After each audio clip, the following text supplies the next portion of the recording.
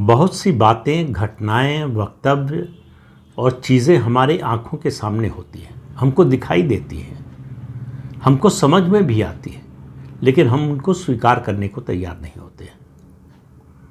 पहलगाम की घटना ने हमको एक बार फिर मौका दिया है उसको स्वीकार करने का, कि जो घट रहा है, हमारे आसपास जो हो रहा है, हमारे देश में जो कुछ हो रहा है, उसके बारे में समझें, उसकी तह तक जाएं कि ये क्यों हो रहा है और फिर हल खोजें कि इसको कैसे रोका जा सकता है।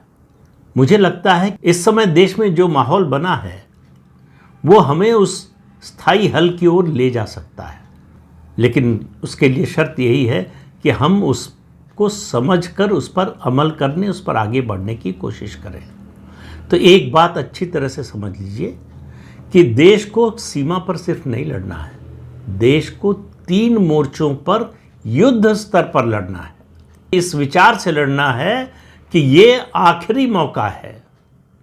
जब तक ये समझकर लड़ाई को आगे नहीं बढ़ाएंगे तब तक इस समस्या का हल नहीं निकलने वाला है। ये जो पहलगाम की घटना हुई है, इसको कोई छोटी घटना मत समझिए। जिन लोगों को मौत के घाट उतारा गया, निर्दोष लोगों को, केवल उनकी बात नहीं कर रहा हूँ, इसके जरिए जो बड़ा संदेश है उसकी बात कर रहा हूँ। ये क्यों हुआ?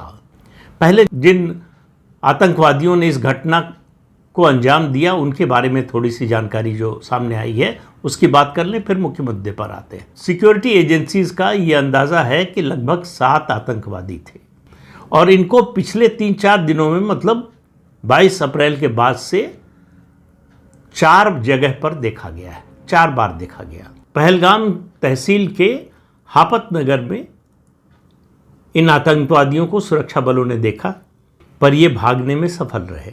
इसके बाद कुलगाम में देखे गए, मुठभेड़ हुई, फिर ये भाग गए। फिर ये त्राल रिज पर देखे गए, एक जगह है कोकेरंग, वहाँ पर दिखे। तो ये आतंकी दिखे कैसे और भाग क्यों जाते हैं, इन बातों को भी समझना जरूरी है।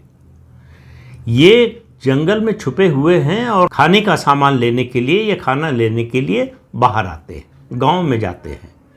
एक गांव में एक घर में घुस गए, खाना वहां से उठा लिया। अब इस बारे में मुझे कोई जानकारी नहीं है कि उस गांव में जिस घर में घुसे उनके लोग थे या जबरन उनके घर में घुसे। खबर मिली सिक्योरिटी एजेंसीज को, सेना को, जब तक पहुंचते तब तक भाग चुके थे। भागते कैसे हैं?